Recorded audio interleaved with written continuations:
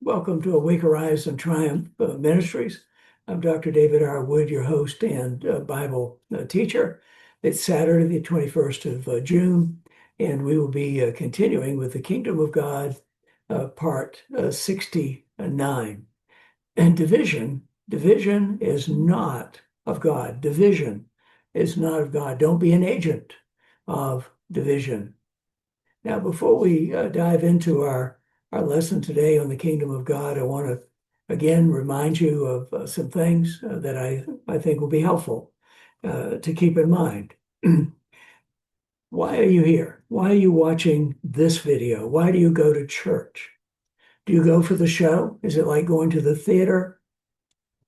Or is it maybe a religious box, something you check off? It's your devotional or part of your devotional. It makes you feel good that you've done something. So if people say you have a quiet time, you say, oh, yeah, I have a quiet time. But do you have a quiet time? Do you have a time, a one-on-one with the Lord? Or perhaps you go to church, perhaps you watch this video or other videos, and because you're coming to obtain something of great value and hopefully leave something of value behind. And it may be your prayers for me and for this ministry. It may be that you become a financial partner, but nonetheless, you shouldn't come empty-handed. You should come with prayers or become a partner, whatever. However the Lord deals with you about that. The other thing is, I want to share with you again the scripture that I shared yesterday at the beginning of the teaching out of 2 Peter chapter 1, verses 2 through 4. This is in the King James, starting in verse 2. Grace and peace be multiplied. Who doesn't want some of that? So maybe we should find out how that gets multiplied. Grace and peace be multiplied unto you, unto me, through the knowledge, epignosis in the Greek, through the knowledge. That's the highest level of knowledge, the center, the core. The knowledge of God. It's through the knowledge. Grace and peace is multiplied through the knowledge of God and of Jesus our Lord. Verse 2. According as his divine power hath, in other words, it's already happened in the spirit realm, has given unto us all things that pertain to life, this life, and being godly in this life, through the knowledge of him that hath called us to glory and virtue, or power, or excellence. Verse number 4, whereby are given unto us exceeding great and precious promises, that by these we might be partakers of the divine nature. We're in the God class. We should be partakers on a regular basis. The divine nature should show out through us. You remember when Jesus said, if you've seen me, you've seen the Father? Can they say that about you? Can I say that about me? Continuing in verse 4, having escaped the corruption that is in the world through us. We escape that through lust. We escape lust. That's an inordinate desire for a focus on making the thing we lust for a god, in effect. That we escape the corruption of the world through lust. Well, how? Because we already have all the good things of God. Whether you can see them or not, they're available to you in the spirit realm. Okay, here we go. I'm picking up again today in our study of the kingdom of God and his righteousness, which also includes repentance, or repentance from the things that we're doing that are not being done his way.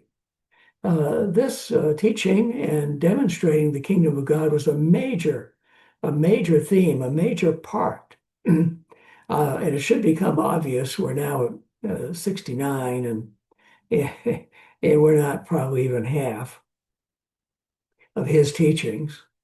That was the main theme for him. the kingdom of God, teaching about it. How did it work? What are the laws of the kingdom? And, giving us knowledge that we can be partakers of the kingdom of God, which is a divine kingdom. We partake of the divine nature. We just finished reading this in Second Peter. We're to do. He commanded us to do the things that he did, and therefore we're doing this study. And that you find that in John 14:12, where he told us, the things that I do, you shall do also, and greater than these shall you do. Why? Because I go to the Father. You're in the earth. You have my power of attorney. You have my name. Get it done. Occupy till I come. I want to find faith when I return. Well, I'm going to take a little break right here, and you're going to be seeing a little video, just about 35 seconds long.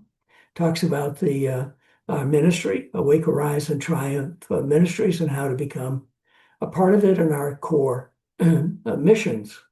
And so we'll break for that, and I'll be right back. Are you seeking Bible truth in your walk with Christ? Awake, Arise, and Triumph Ministries rightly divides the word of truth, free from tradition and doctrines of demons. We expose sacred cows, focused on biblical truth, to become more like Jesus. Our core mission is Bible teaching, supporting other ministries, and outreach to domestic and foreign missions. Explore our teaching resources, subscribe to us on YouTube or Rumble, order our books, become a partner, and together we will have treasure in heaven. Thank you.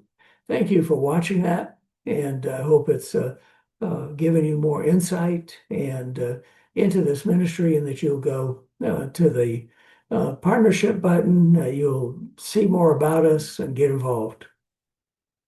Now let's go to our core scripture, which is Matthew 6, and I'm going to be reading verses 32 and 33. 33 is our focus scripture, and I'm reading in the Amplified.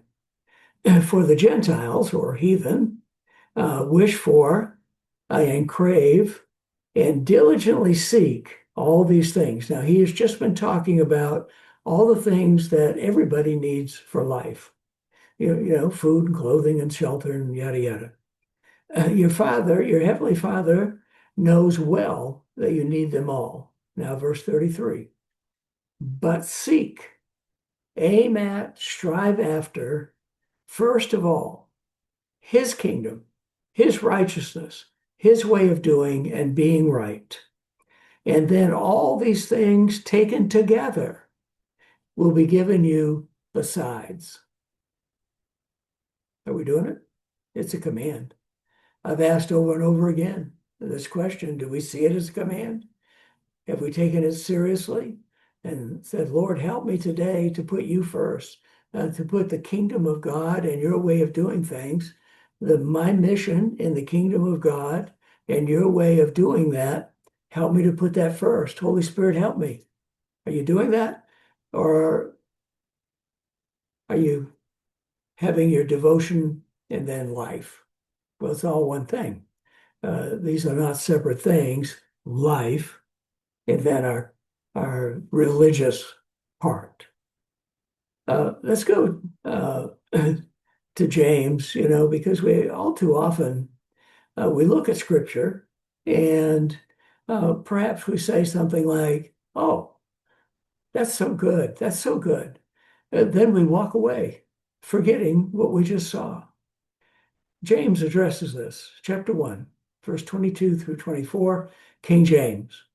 But be ye doers of the word and not hearers only, deceiving your own selves. Verse 23. And for if any be a hearer of the word and not a doer, he is like unto a man beholding his natural face in a glass or a mirror. Verse 24. For he beholdeth himself. The scripture will show us who we really are. And goeth his way, and straightway forgets what manner of man he was. Then perhaps we wonder, Why are we in the same place spiritually and materially year after year? Well, go back and read. Let's move to our next teaching from the mouth of the Master, our Master, the Lord Jesus Christ. Mark chapter 3, verse 22 through 26, King James. And the scribes which came down from Jerusalem said, He hath Beelzebub. By the prince of the devils casteth he out devils. And he called them unto him and said unto them in parables, How can Satan cast out Satan? And if a kingdom be divided against itself, that kingdom cannot stand. And if a house be divided against itself, that house cannot stand. And if Satan rise up against himself and be divided, he cannot stand, but hath an end. Here we find the scribes saying that Jesus is of the devil. And there are denominations even today that talk about some manifestations of the Holy Spirit through people as manifestations of the devil. Be careful. Be very careful. Not much has changed. It goes on today. Some, for example, say that speaking in tongues is of the devil when Scripture is clear that it's a gift of God. Jesus told them that if devils are casting out devils, soon there'll be no devils to cast out. There'll be no devils in people to lead them astray, and that's your prime to get them away from God. The kingdom will cease to exist, the kingdom of darkness. Division is the prime tactic of the demons. Unity is the way of heaven. Now look at the success of the demons when considering the thousands of divisions in the, quote, Christian faith. Denominations are not of God, period, end of. It's just nothing to do with it. We're all called to be sons of God, sons of the kingdom of God. Those who follow after the Son, Jesus, the Christ, are to be called Christians. We are Christians. That's our denomination, if you will, Christ followers. So let's look again at the following verse, Mark 3 and 22. In the King James, and the scribes which came down from Jerusalem said, He hath Beelzebub. That's Beelzebub. And by the prince of devils casteth he out devils. For a moment, let's focus on the name Beelzebub and what it means. It means Lord of the Flies. Those flies that buzz around your head, ideas from Satan. Those are the flies. And dung god. So he's Lord of the Flies and the dung god. You know what dung is, right? Unclaimed blessings out in the pasture, that kind of stuff. In the Bible books before Matthew, he is referred to as Beelzebub, Beelzebub, Beelzebub, as we see in 2 Kings chapter 1, verse 2. And Hosea fell down through a lattice in his upper chamber that was in Samaria and was sick. And he sent messengers and said unto them, Go inquire of Beelzebub, the god of Ekron, this is a false god, of course, whether I shall recover of this disease. You can quickly see we're talking about idol worship, which in reality is devil worship, demon worship. So what's our take home today? Number one, division is not of God, never of God. There is to be no division among God's children. Divisions weaken. The more divisions, the merrier in the thinking of Satan. Take home number two. Divisions within a single assembly of believers will never have a good outcome and will eventually lead to the death of that local body or bring it to a little more than a social club. Take home three. Another name for Satan or the devil is Beelzebub, which means Lord of the Flies, God of the Dung. Seems like an apt name, don't you think? Well, Lord willing, pick up right here tomorrow. Remember to share. Remember to send us your prayer requests. Remember to pray. Pray for this ministry. Pray about becoming a partner. Help us to get this word out to more and more people around the world. Help us to come alongside other pastors that are disgusted and discouraged and maybe in lack in some way, that we can minister to that lack and to be more involved in missions. We're currently involved with a mission in Uganda, Light the World Children Ministry, led by Brother Gideon, a very capable man of God. Well, again, thank you. Thank you for watching. Remember, we love you. The Lord loves you.